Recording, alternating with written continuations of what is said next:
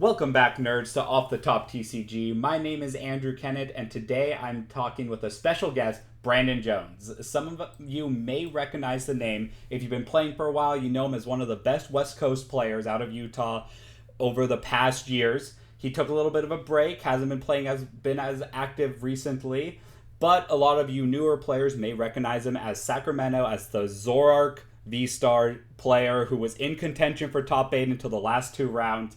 Kind of took the tournament by storm. He's normally playing some weird, crazy decks, but I'm talking with him today, kind of see about his history of the game, his mindset about why he chose Zoroark, and his mindset in tournaments in general. So go ahead and tell everyone a little bit about yourself, Brandon. Hey, yeah, thanks for having me, Drew. Excited to be here. And yeah, I have been around for a while. I actually started in the seniors division in 08-09 season. So it's been a long time. But yeah, over the years, just kind of playing here and there, depending on the season. But yeah, last time I qualified for Worlds was something like 2016. So it's been a little while. So this season, hoping to change that. Right, and that was 2016 was like the last season you actually tried for that invite too, really. So when you try for those invites, you usually get them pretty easily. Yeah, well, let's see if it goes that way again. But yeah, that's the goal. Perfect. Sounds good. Well, so why Zoroark? We're going to just get straight into the deck. I have the deck list up for everyone who's watching the video. Why Zoroark Vstar? I know it's a card that everyone thought seemed very cool. Of course, it was never really as good as the hype suggested it to be. You have a couple different tricks in this list, but what made you stick with Zoroark enough to test it to a list that looks kind of like this one? Right, yeah. So I definitely didn't start on Zoroark with the recent format. I started on Gardevoir and was just running into a lot of bad hands and ties, right? And I just decided that I needed to try something else. I played Lost Tina for a couple challenges, and that wasn't doing too well either. And then I kind of just took a step back and realized that I had played Zoroark Vstar for Salt Lake City Regionals, I believe it was about a year ago, last October timeframe. And I just looked at the deck again, and I was thinking that, maybe I could try that again. It plays really fast, and, I was running into tie issues. And so just wanted to see if I could actually make it work again. And, pairing it with Klefki really just made the difference with the deck.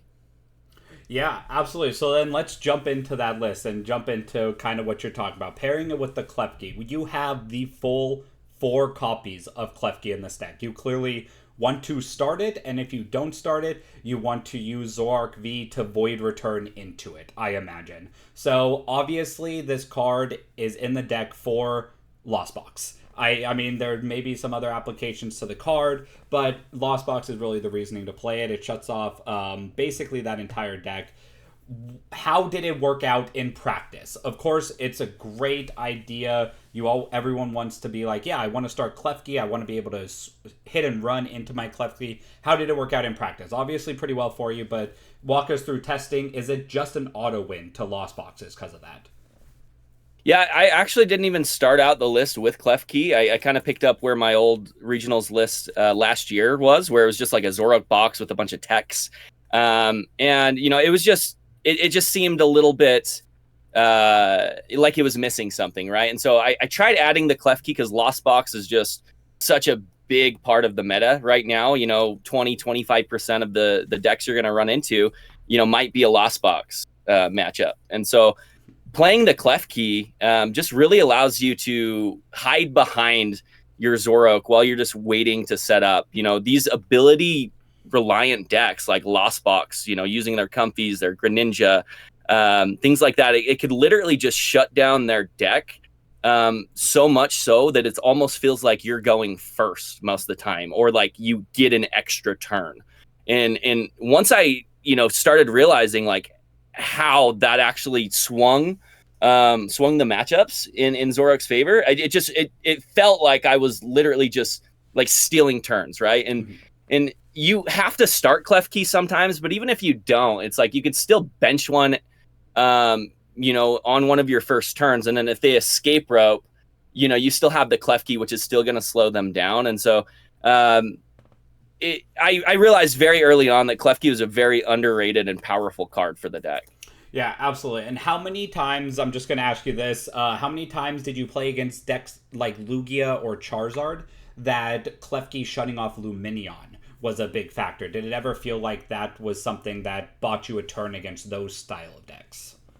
It's interesting, because thinking through those matchups, Klefki can definitely slow down Lugia, but when it comes to Charizard, I actually think that sometimes starting the basic Zoro V could even be better. And here's why. Because if you go second against Charizard, hitting for 30 damage could actually mean the difference between one hit KOing their Charizard and not. And so if you were to have like a Klefki in the active spot instead of your Zoroark, if you had the choice, like Klefki could shut off their Mew and Luminion's or Entei's ability, right? But the reality is like the damage is going to be more crucial in that particular matchup. And so I did play against like 3 Charizards. I ended up going like 1-1-1 against the 3 of them.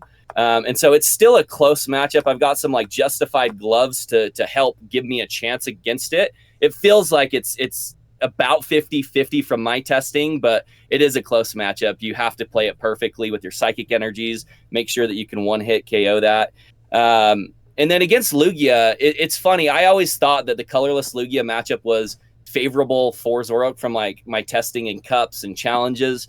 But playing in the tournament, I actually had lost to, my round 9, day 1, I had lost to Charlie in his Lugia list. And Lugia, I just literally just dead drew for 2 games in a row and couldn't do anything against it. And then day 2, I ended up losing my round 14 to the same list, actually.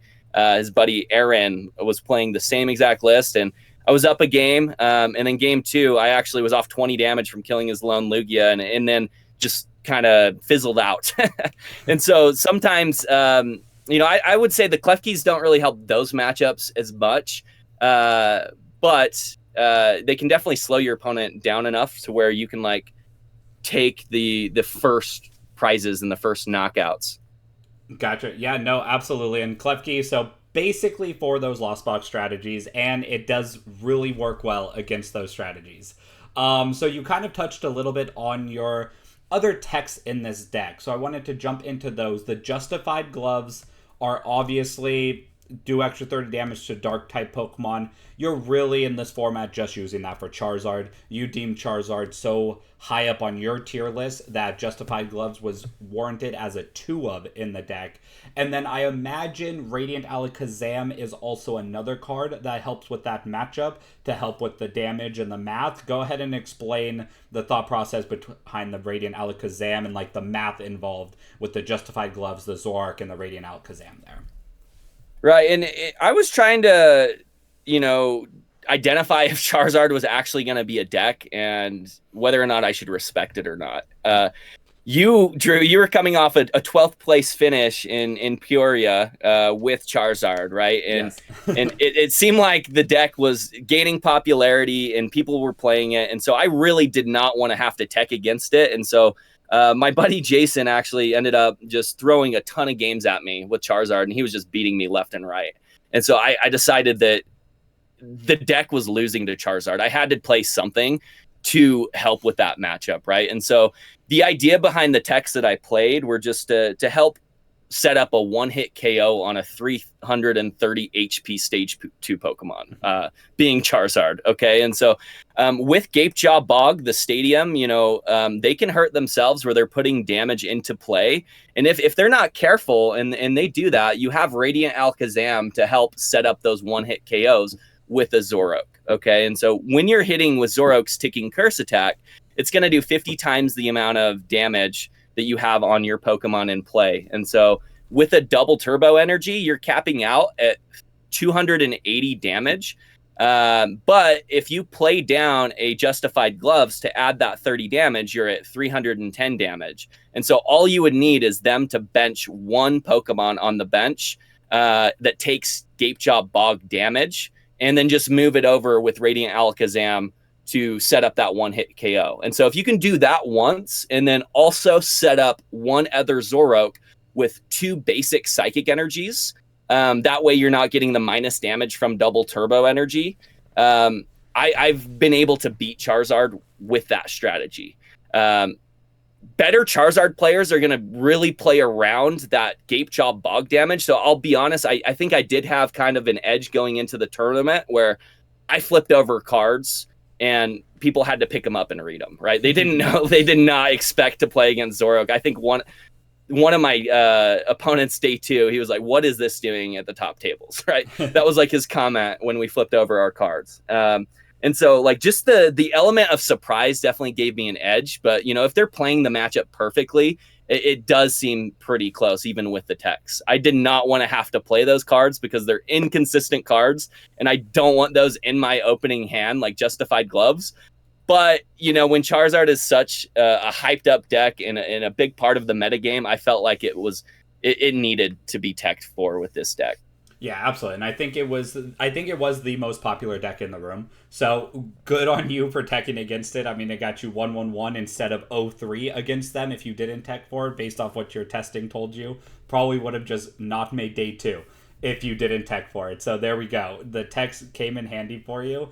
The other thought that I was thinking about when I saw your list, and maybe this didn't come up even without the Justified Gloves, but with the Radiant Alakazam, is Gengar, you do play those psychic energies. Has Gengar as an attacker been something that you considered to place that damage on the board to then move around with Radiant Alakazam? Is that a little bit too slow? Or is that a play that you actually did do against some of the decks out there? Yeah, in the Charizard matchup, no.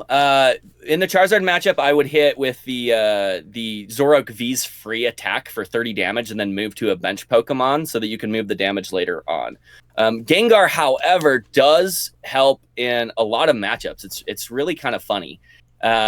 People don't realize that it'll attack. They're really not expecting that, and so sometimes it would even get bossed, and people would try to like get it stuck up in the active just for me to throw down a psychic energy and attack with it, right? And so against like things like Lost Box, where you can easily hit damage to take a knockout, Gengar's attack does 20 times the amount, 20 damage counters actually for the amount of your opponent's bench Pokemon. So if they have a full bench, you're hitting for 100 damage counters. Okay, and so it's nice to have like a way to go through things as well. It never ended up happening to like go through like a special ability, but having the ability to like go through damage counters felt nice. And then attacking with Gengar definitely surprised a lot of people. Against Gardevoir, I think it's pretty good too, because they'll swing with the baby Gardevoir and they put so much damage on it with their Gardevoir EX to put energies on the Gardevoir that they put themselves within a knockout range of a Gengar attack. And so if you can go in and attack with Gengar, sometimes you just kind of alter the price trade in your favor. So now if you have a Gengar active, they're KOing the Gengar and not like one of your 2 prizers or Zoroarks. Mm-hmm. And so it did feel really nice. A lot of the times I was ending up attacking with the Gengar to like set up a 2-shot or just make it really awkward for my opponent's prize trade. Yeah, absolutely. And that is going to come into our next kind of tidbit about the deck is you chose to run the Gengar and the Psychic Energies. Of course, with 151 coming out, Dodrio was a hyped card for a deck like Zoroark. Obviously, a card that draws a card and puts damage counters on itself.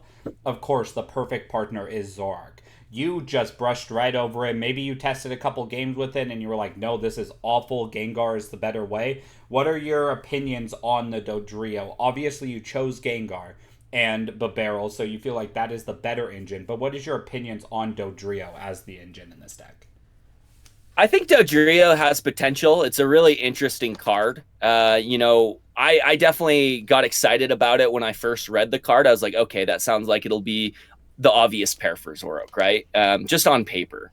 And then the more and more I thought about it, and the more and more I've played Zoroark, I just didn't think that it was really going to help like the long-term strategy of the deck. The deck really sets up very aggressively and quickly. And Dodrio just seems like it takes a lot to get there and a long time to set up.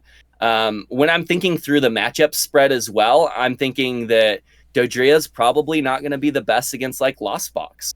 And you can sit there and like power things up and, sit there and draw a card every time you put a damage, but you're only drawing one card. At the end of the day, I was running into issues where like my end game, I would, like just be digging for like a boss or an energy or like a switch out, stuff like that. And so I ended up on the 1/1 Babarrel just to help with that strategy. Very often, the Babarrel would help just accelerate the draw power just for me to hit those pieces so I don't whiff like an energy.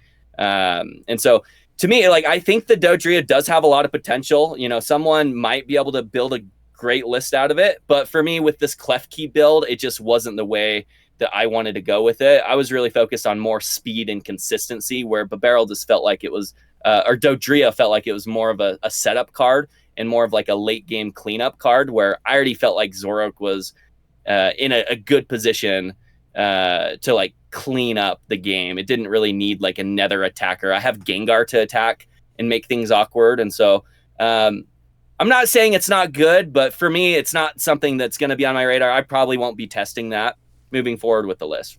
Hey, fair enough. And you have the best finish with Zoroark Vstar this season, I believe. So you are the Zoroark Vstar expert as of right now until someone takes that title from you.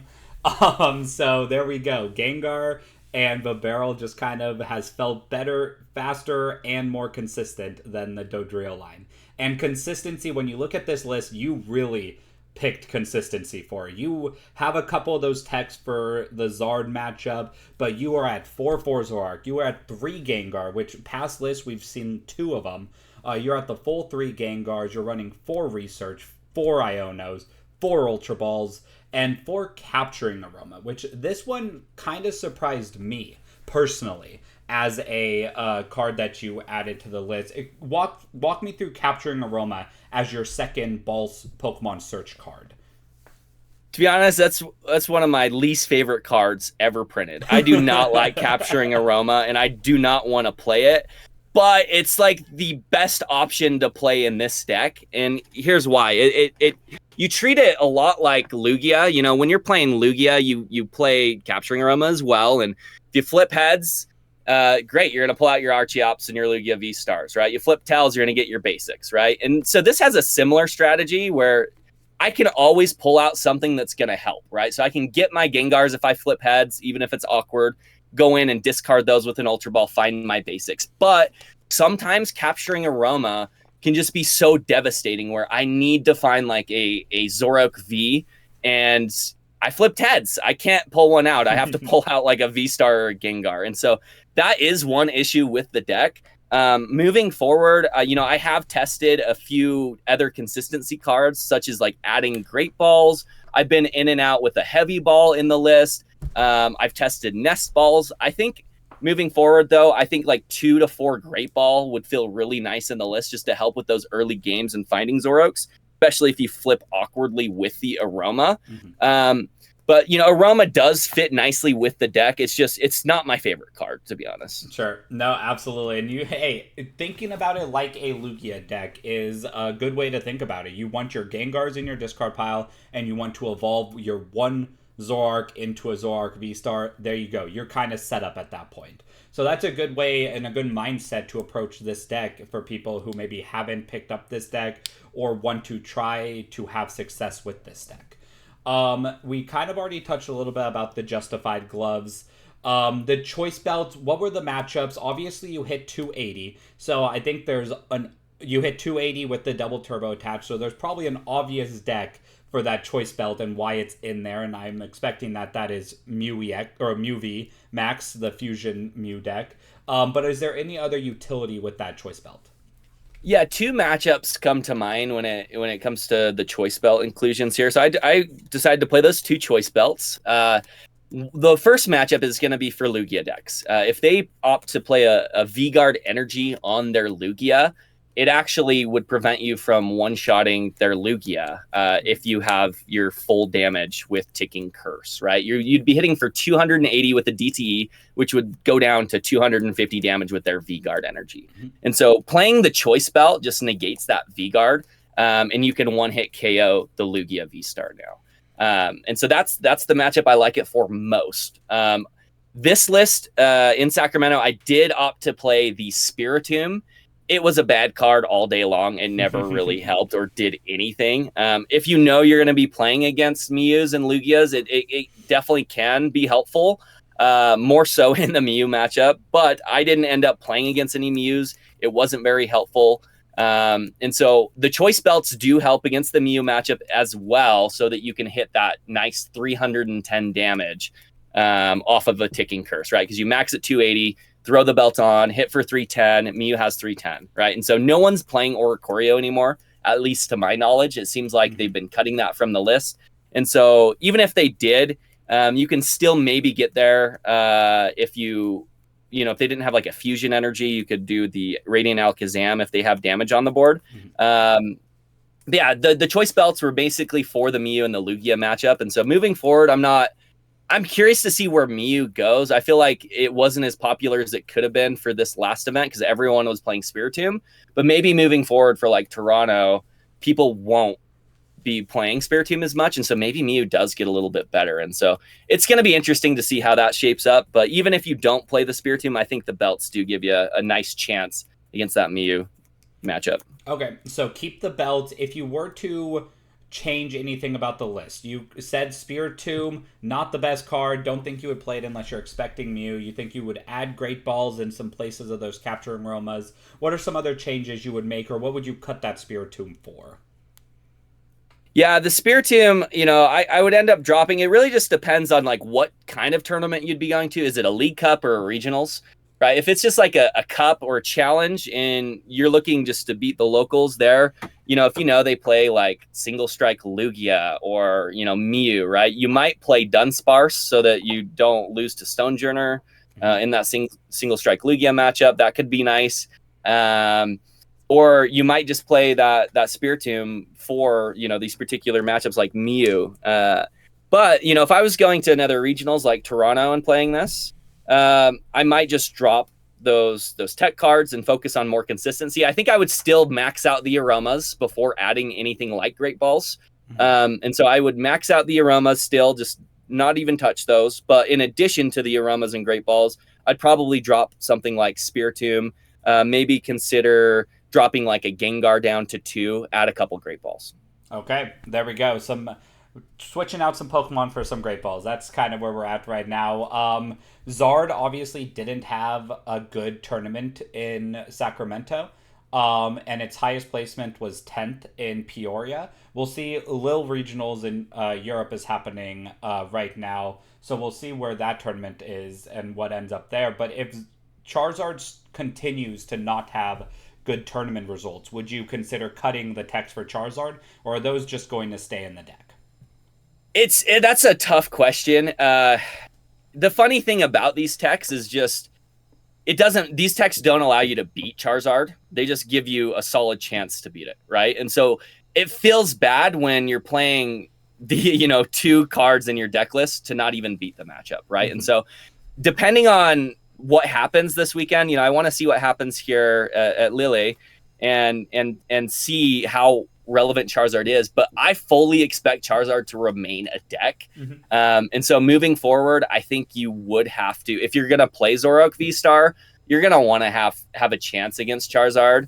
And so moving forward, I think maybe even instead of like the Great Balls, you could play like a 4th or 5th Psychic Energy, or even like you could play like 3 gloves maybe as well for the Charizard matchup.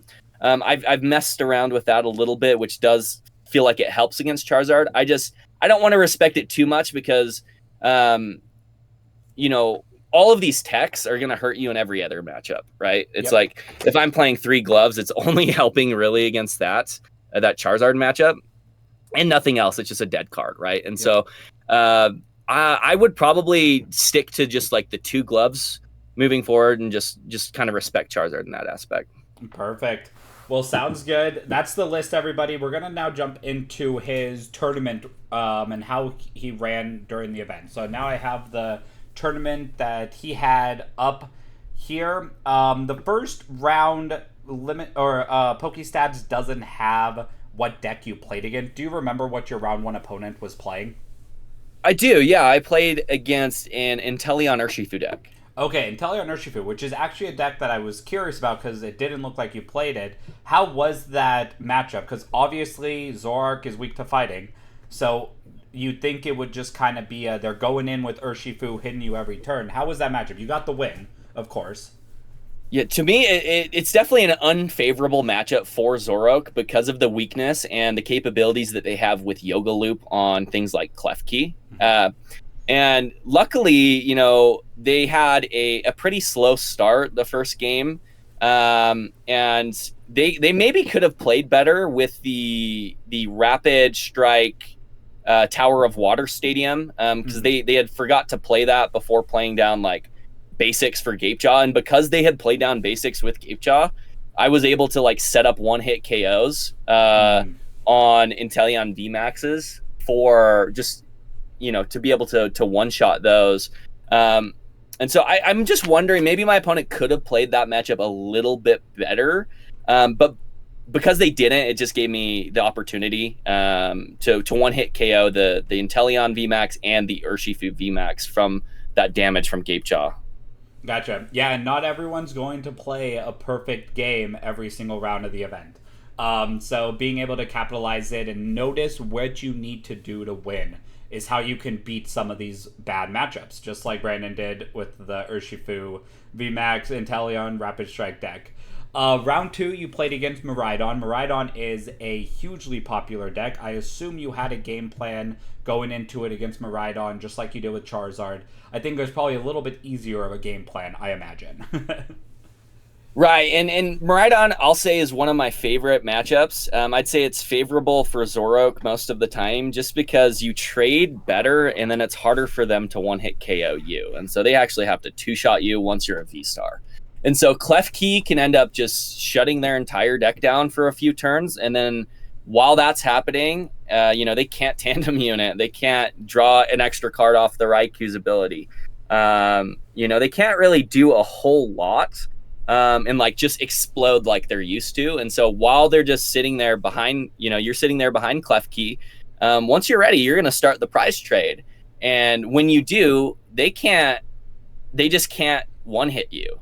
When you have a 270 HP V-Star, even with Gapejaw damage, let's say it's at 250 HP left from the damage we took. They're not hitting enough damage to one hit KO that. And so they can go into Raichu sometimes, but they usually just don't have enough. And so you can usually, just tank with a Zoroark once and then just draw 3 or 4 prizes and get way ahead in that matchup. Yeah, and that Miraidon matchup, Miraidon definitely struggles with some V-Stars that can just take the knockout. It's hard to get knocked out from Miraidon other than the Raichu. So yeah, it definitely seems like a good matchup. And then round 3, you had your first tie of the event, and this was also a deck that Pokestats does not know the deck of. Do you remember the round 3, the first deck you tied against? Let me think about it real quick. I should be able to find that out. I was thinking... Oh, that was Charizard. Yeah, I was just pulling up my notes here.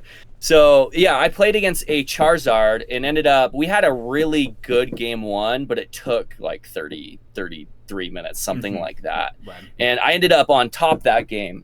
And then game 2 was a little bit slower. I had I remember just like awkward hands where... just weird discards as well, and it was just harder to like set up the one-hit KO. I couldn't draw like my stadium early, so he wasn't taking like Gapejaw bog damage, which really helps with the Alakazam to set up the one-hit KO on those Charizards, because otherwise, you're forced to like find your 3 psychic energy and hope they don't boss and kill that one or KO that one. And so, we ended up having like a weird game 2, and maybe I should have conceded before, but I felt like I had a chance to win it, and I ended up playing it out, and then we just took too much time. He ended up on top for game 2, and so we only had like maybe like 10 minutes to finish a game 3 and just ended up tying. Gotcha. Yeah, and most games of Pokemon do not finish in 10 minutes if you're playing the game. So makes sense that you get the tie there. But hey, got the tie on the matchup that typically was supposed to be bad, but you made it a little bit favorable with those justified gloves. So you got that tie out of it. Then you started playing against so 3 rounds down, you have 4 Klefkis in your deck and no Lost Boxes in sight. But round 4, you played against Turbo Lost Box with Dragonite there, which I assume was a pretty easy matchup for you. Yeah, it's not too bad. If you start Klefki especially, it just really slows them down a lot. The thing about Lost Box 2 in a closed decklist era, we never know what they're playing exactly. Like, you can always guess, like, what version it is. Like, if you see Fire Energies, of course, okay, that's Radiant Charizard, right? Mm-hmm. But when you see Water Energies, it's just interesting. I'm always afraid of a Kyogre play. And so against Lost Box, I think it's just really important to try to manipulate your damage with Damage Pump. Be very careful about the damage on Zoroark Vstars. This was just a turbo list, I think. Mm-hmm. And so he never had like Kyogres. I didn't see any like energy recyclers or anything like that. And so I fully believe it was just a turbo list. But during the matchup, I was definitely just preparing for like a Kyogre play as well, just in case. And so it's important to like damage pump so you only have like 1 damage on your Zoroarks and Zoroark Vstars, just to put it outside of that one that KO range for like a Kyogre that could hit 250. But against the turbo matchup, they just have like the Dragonite and the Raikou, and so that damage pump could also play really nicely against like something like Dragonite where they're hitting for 250, right? Against a 270 HP Zoroark, if I only have 10 on me, that leaves me with 10 HP remaining. Right. And so it just makes it really awkward for them if you are really careful with damage pumps. And then, even if they swing with the Raikou, they're, a max damage with that is 220 damage, right? Zoroark has 270 HP. And so by the time they're drawing prizes, you've already taken like 2-3 prizes. And you just get really far ahead in those kind of matchups. You could always lose, right? Things could go wrong. This deck bricks sometimes, especially if you get some bad aroma flips.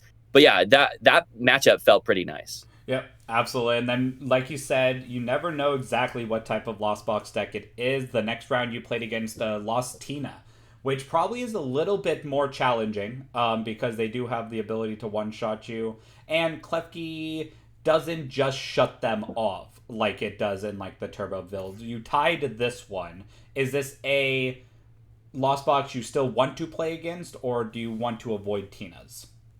So I don't hate Tina, but it definitely feels a little bit of a closer matchup than something like Turbo or Kyogre. And that's because if you don't start Klefki against Tina, they can just pop off. They can just, get 2 or 3 comfies turn 1, and then by turn 2 start Mirage gating. It's pretty crazy how fast Tina can go.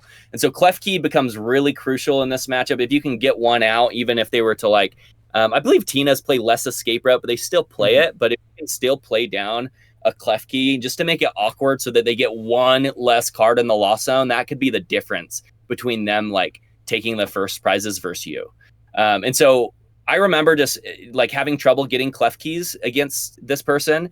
And we just had like really close games regardless, where, how Lost Box is. Sometimes they just get really awkward draws off of the comfy and they have to like discard, Lost Zone energies. And so that, I remember game 1 just thinking, okay, I have a chance because he had like some awkward Lost Zones with energies, like grass energy. And it came down to like an Iono play and, what he could hit off of another couple comfies, and he was able to get the grass energy to take game 1. And then game 2, I was able just to like, I believe I started Klefki, and then it was just a pretty quick game. He didn't really have much. And then game 3, it was a little bit of a longer game, I believe, and then we just didn't have enough time. We ended up, it was a little bit of a slower start, I believe, for both of us.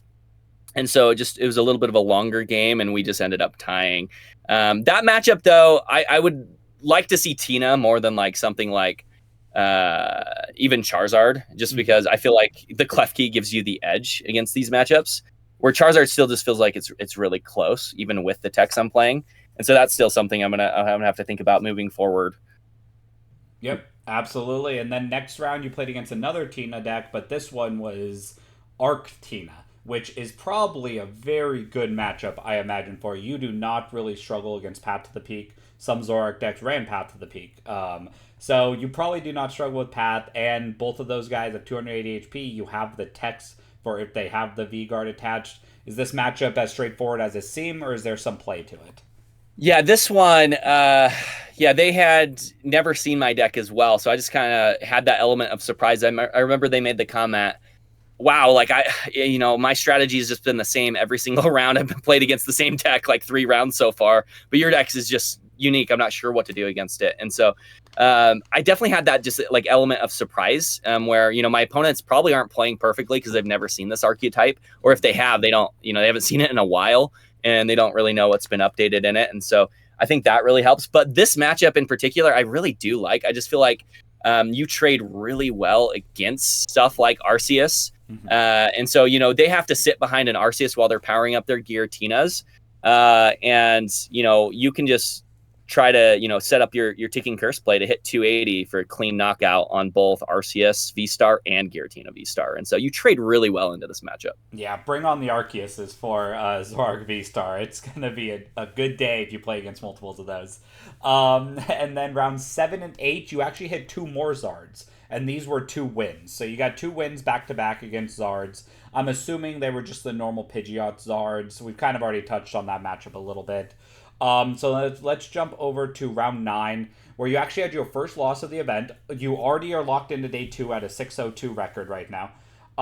So already at 20 match points, already going into day 2 pretty solidly, hoping for that last win to get that 702. And you play against Lugia, which you came into the event thinking it was a good matchup, and then losing to Charlie Kerr, who's a phenomenal player, playing his Lugia build there.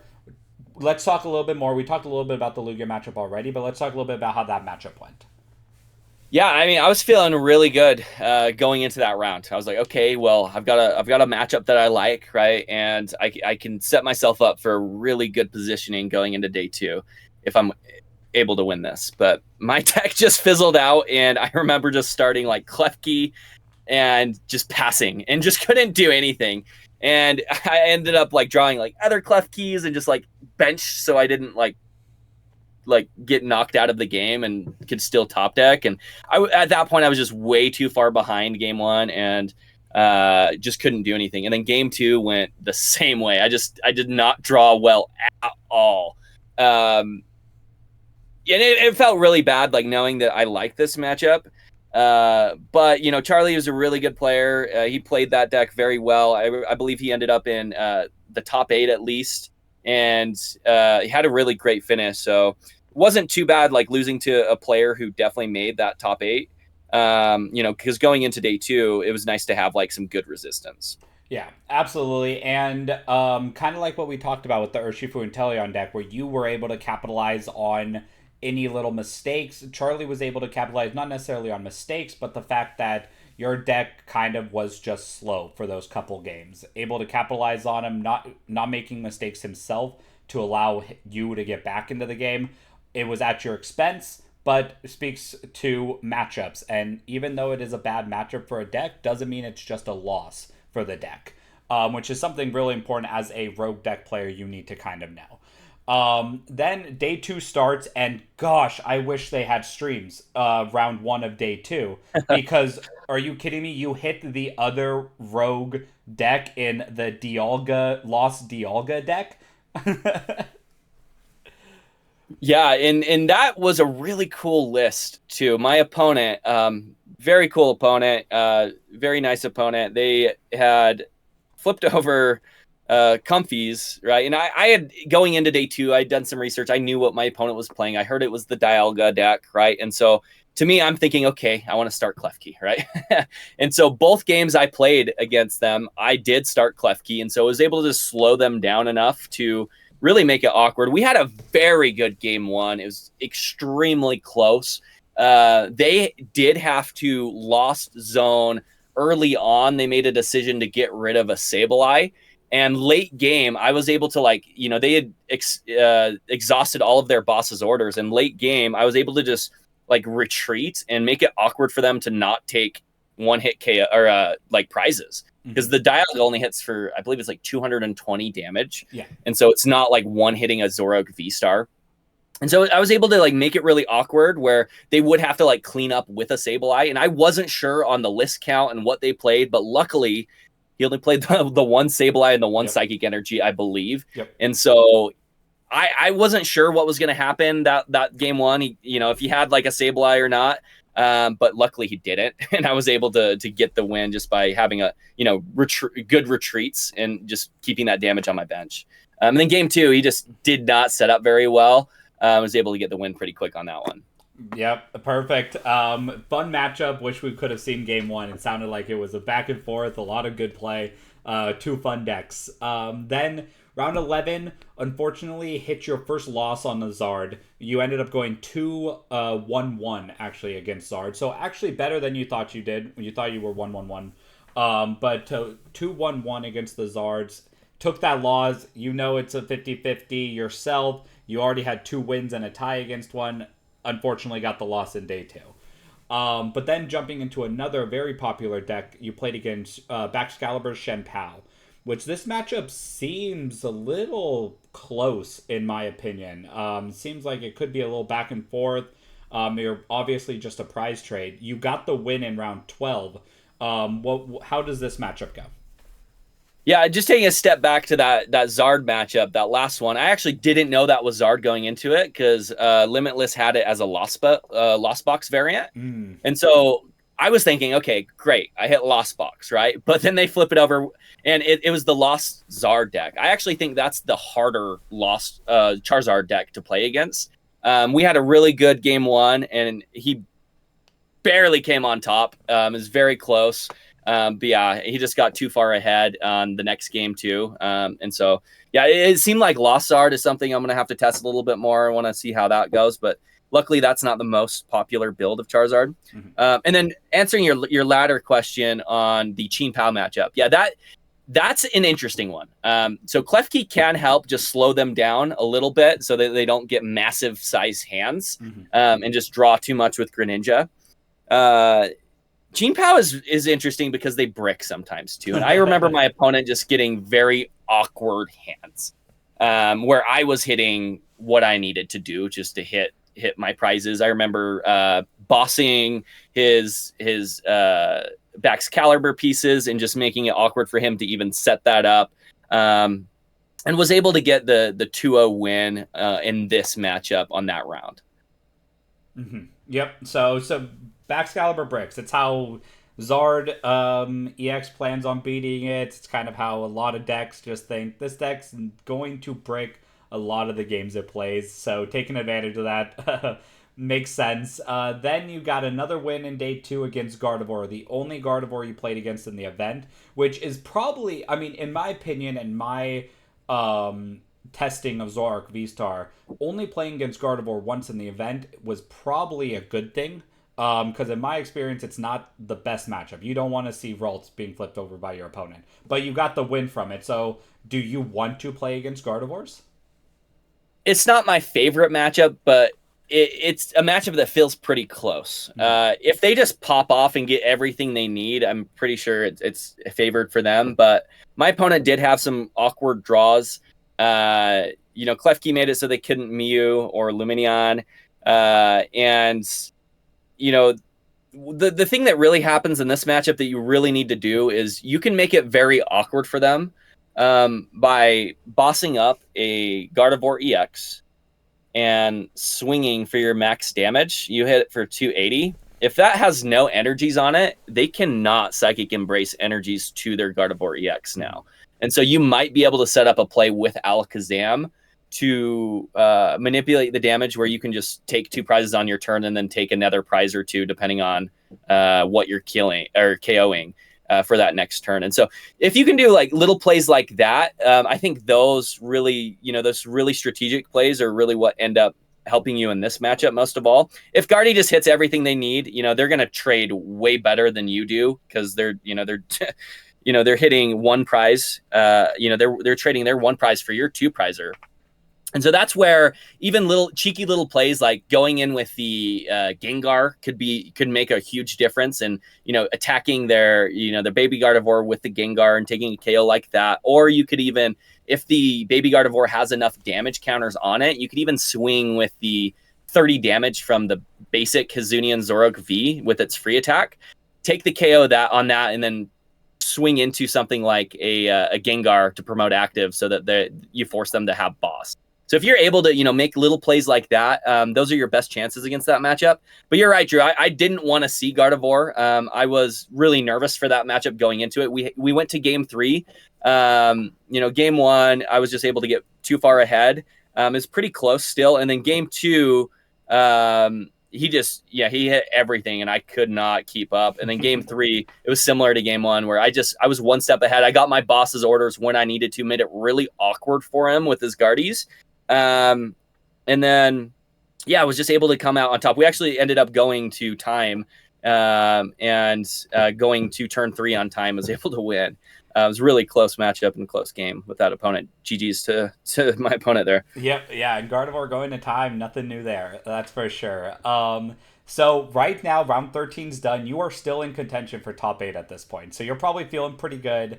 And then the last 2 rounds just did not go well for you. So you played against Lugia again. I believe you said it was the same list as Charlie Kerr's, right? Yeah. Okay, so it's similar situation where you dead drew, or did you have some more play happening in this one? This one we had a little bit more play. So we started off with my opponent just not getting the best hand game 1, and then he actually got a double prize penalty for drawing an extra card off of an Iono. And I was so far ahead at that point, it ended up not mattering that much, but he just decided to concede and move on to the next game once that happened. Okay. Mm-hmm. And so we proceed on to the next game. And then, things are going well. And he has one Lugia out. I bosses order the Lugia. And I had a play here that I think I made a misstep. I probably should have benched my Klefki. And for whatever reason, I decided not to. And I bossed his lone Lugia and I Vstar ability. And I end up being 20 damage short from KOing his lone Lugia V. And my misstep of not playing down that Klefki basically cost me the game, because he was able to just evolve to Lugia Vstar, get the double Archeops in play, collapse Stadium, have Snorlaxes, and I was unable to keep up at that point. Had I played that optimally, it would just knocked out that Lugia V, and then I don't think he would have been able to keep up. But then game 3, he just, had the same kind of hand. It was just a perfect Lugia hand. I could not keep up with it. And so that's the thing, when you're 14 rounds in, it can be really difficult to play optimally 100% of the time. And so it's so easy just to make a simple misstep like that. But yeah, I ended up losing that match. Yep. And for anyone who maybe isn't sure why benching a Klefki probably would have solidified that, I assume Brandon whiffed a Pokemon to then damage pump 2. So he was one Pokemon short from being able to hit the damage needed to knock out the Lugia. So when you don't bench the Klefki before the Zoroark, Zoroark gets to discard your hand, draw 8 cards.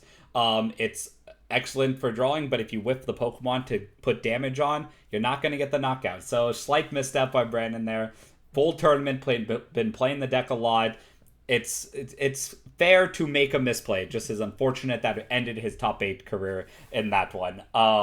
But then round 15 came off of a brutal loss, really close one that really was just a tiny misstep. And then you play against Shen Pao, and it looks like they did not brick this time.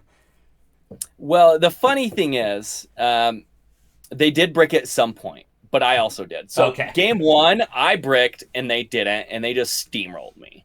Game 2, we both bricked, and it was draw pass for maybe 8 turns. And then they drew Iridia and just started setting up. And I'm just sitting there with a Klefki or Spiritomb or something and wishing I had a Zoroark. and could have capitalized on that. And so it felt bad to like lose like that. But at the end of the day, I was like, okay, I ran pretty hot this event. Mm-hmm. I'm happy with this. I was able to finish up in the top 64 at 55th place after losing back-to-back losses from my final round. So I put myself in a really great position to make top 8. That's the closest I've been in a long time. Like, I've been playing this game for a long time, Drew. I haven't taken it as seriously these last few years, but hopefully this season will be a little bit different. I can learn, maybe how to make my list a little bit more consistent so those bricks don't happen as often. That's how that one went. So it was a really awkward, game 2. But yeah, when you both brick, someone's going to get out of it eventually. Yep, absolutely. And hey, 55th place, still an excellent showing for Zoroark Vstar. Excellent showing for you. Top 64, good amount of points there. So approaching tournaments. We're done with the tournament report. Now, approaching tournaments in the future, not necessarily just Zoroark Vstar, but you always have played some good crazy decks that maybe are off meta, some rogue decks. What is your preparation like for events? How do you sit down, test? What is your testing structure like? How do you pick a different type of strategy than what maybe the top deck? This format everyone kind of believed was kind of figured out, right? And to an extent it was, but you come with Zoroark Vstar and are like, this format's not figured out. You guys just haven't tried hard enough. So what's your preparation for these events?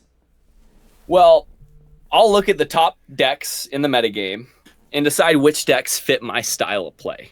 I know that Lost Box is not that style, and so I've been doing everything in my power to not play Lost Box since it's released. And so I want to avoid that deck at all costs just because it's a complicated deck. I feel like the players who play it need to play it a lot to be able to play it optimally. And that's just not my style. I don't want to be playing that deck. And so I was looking at alternative options, right? I started off on Gardevoir and I just decided, you know what? I can't play this deck without getting ties. And I need something that's going to be a lot more straightforward and quick, right? It's like I can't control how long my opponent plays in a game. When you have best 2 out of 3 in 50 minutes, that is not a lot of time, right? And so if my opponent is playing a deck that takes a long time to play, and I'm also playing a deck that takes a long time to play, I kind of have to just 2-0, and hope for the best. If we go to game 3, we might be tying, we might not have enough time to play. And so that was kind of my thought process preparing for this tournament in Sacramento. I wanted to be able to play something that played aggressive and quick.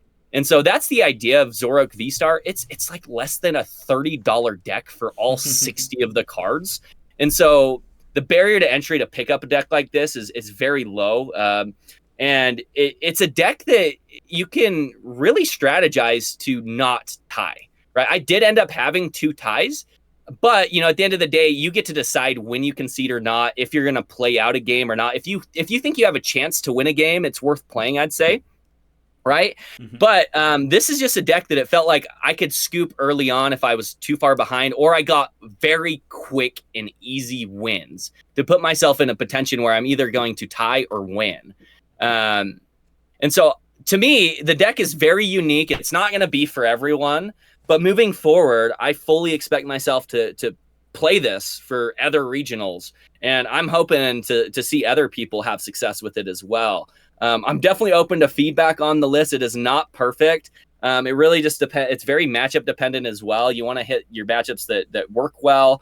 If you teched for a matchup, that's going to be great. If you didn't, that's going to be a little wishy-washy. We'll see how that goes. But it's a unique deck, a unique style. But for playing this game for so long, I do enjoy playing decks that people haven't figured out, right? Going into this tournament, like I think I had kind of mentioned it a few times, there's this element of surprise playing a rogue deck where people do not know what you're playing, right? They don't know what kind of counts you play on anything. They can guess, but you have that like element of surprise. So I guess that will be taken away now that people know about the Zoroark Vstar deck. But that's the approach I take when building a deck to like figure out the metagame. And so I believe I had thrown together just all the decks in the metagame. And then I'll put like my techs against them. Just like on a table, I like to see like, okay, what could I play against like Charizard? Okay, Justified Gloves seems good against that. Oh, Alakazam seems good against that with Super Rod to get it back, right? And so like I'll think through like the cards that will help me in a specific matchup, and then at the end of the day, when it comes to deciding if I'm going to play them for regionals, I think it's really important to just decide, okay, like what to what level of tech, like, is this going to hurt me with my consistency, or is this a card that I could be okay with, like starting in my opening hand, right? And so this is an interesting deck. Playing Klefki's definitely made it so I couldn't play things like Luminion V or even like Manaphy because it would shut off my own abilities. And so it's not as consistent in the aspects as I would like it there. But then you have like a V-Star ability that you can abuse where you're drawing like 14 cards in a turn with a research. And so things like that just make it really powerful and consistent as well. But just like any deck, though, it can brick and you can miss pieces against certain matchups like your techs. Or even just not being able to find energy or like whiffing a boss's order, right? And so you definitely, there's a certain level of luck to it.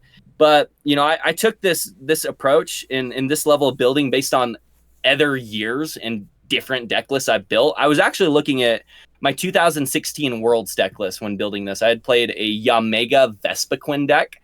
And this deck reminds me a lot of Vespiquen and its Be Revenge ability, where you set up turn 1 and turn 2, and you just get all of your Pokemon in your discard, and then for the rest of the game, you're just hitting really hard and really quick, right? And so that was my plan, just hit really hard, really quick, and just be consistent and capitalize on my opponents not being able to handle things like Klefki or like being surprised by things like Justified Gloves, right? And so we'll see what happens to the deck moving forward, but I do think that it has a place here in this metagame, and it could see continued success.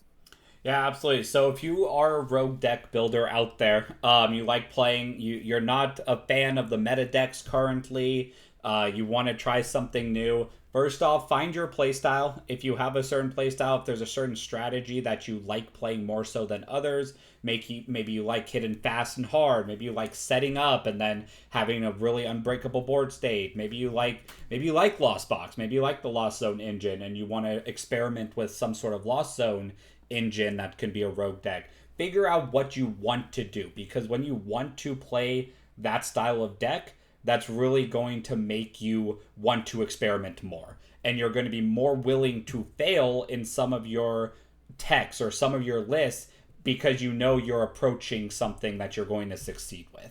And then once you find that strategy like Brandon did with Zoroark, that's when you figure out the meta. You figure out the techs you want to play, the Justified Gloves, the Spirit Tomb, whatever it might be. If you don't expect those decks, maybe you play, I don't know, whatever might be popular. There may be a chance you have Digging Gloves in your deck. There's gloves for every type.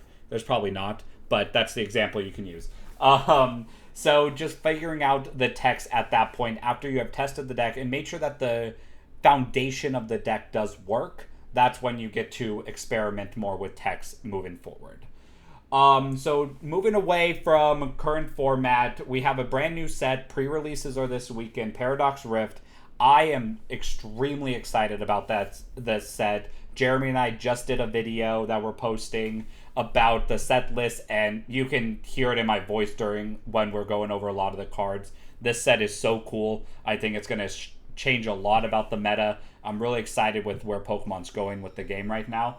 But you've kind of looked over a little bit about Paradox Rift. What is your favorite card, just single card from Paradox Rift that you're looking forward to trying out?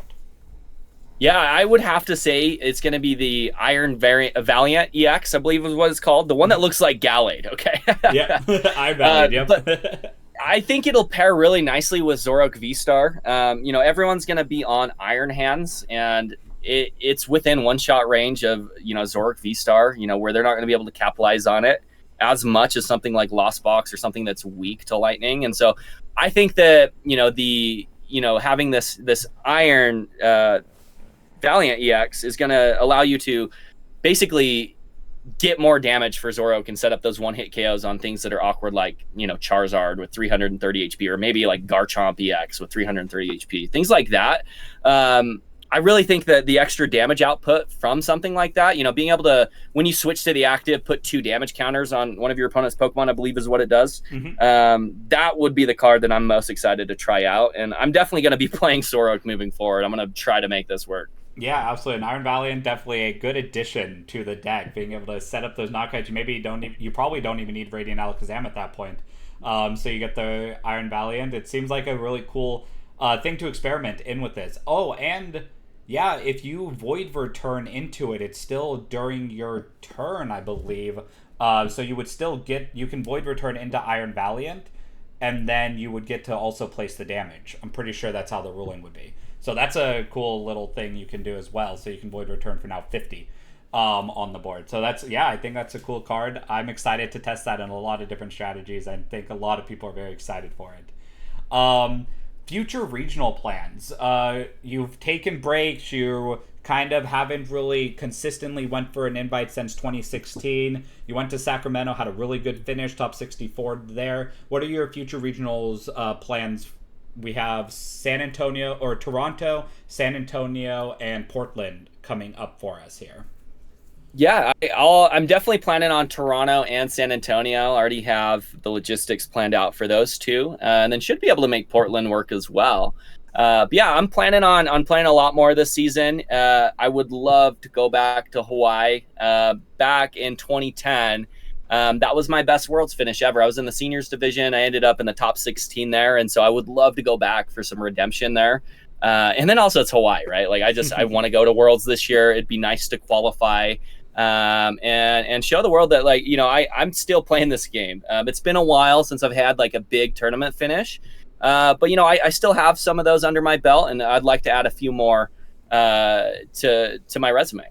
Yeah, absolutely. And if you're playing, I mean, you're definitely going to be a force if you're going to be playing consistently, because you understand this game. You've been playing for a while. You're excellent at this game. So, hey, look out for his name. All those sponsors out there. He might be a hot commodity coming up here after a couple regionals. Any shout out you have, Brian? I appreciate you talking with me. Any shout out you wanted to reach out to any testing partners or anything anybody? Yeah, I'll shout out a couple people. Carl Kitchen, my cousin who I played this game with since the beginning. We've always just played this game on and off and tested inside and out, just different matchups, different decks. Sometimes we end up on the same deck, sometimes we don't. And then my other testing partner, Jason Fleshman, he's been really helpful. He's been playing Charizard a lot, and so he helped me understand just like how good Charizard is. And then, yeah, any future sponsors as well. I'll shout you out now. So, yeah, feel free to reach out. DMs are open. Perfect. And then thank you, everyone, for watching here. Shout out to my sponsor, Team Rare Candy. Definitely check them out on Twitter. They have an app site. It's a lot like eBay. There's a lot of auctioning of vintage product, or you can buy current sealed product. With Paradox Rift coming out, it'll be a good place to get your product for Paradox Rift. So definitely check that out on Twitter. Brandon, you didn't say your Twitter. What's your Twitter handle there? Go ahead and shout that out. Yeah, so it's just going to be at Mr. Trainer B. It's MrTrainer B. Yeah, feel free to follow me. I'll be posting more throughout the season as I continue to go to regionals and other tournaments. Perfect. Sounds good. Well, have a good one, Brandon. I appreciate you talking with us. And everyone, have a good rest of your day. Good luck in Toronto if you're going. Thanks for having me.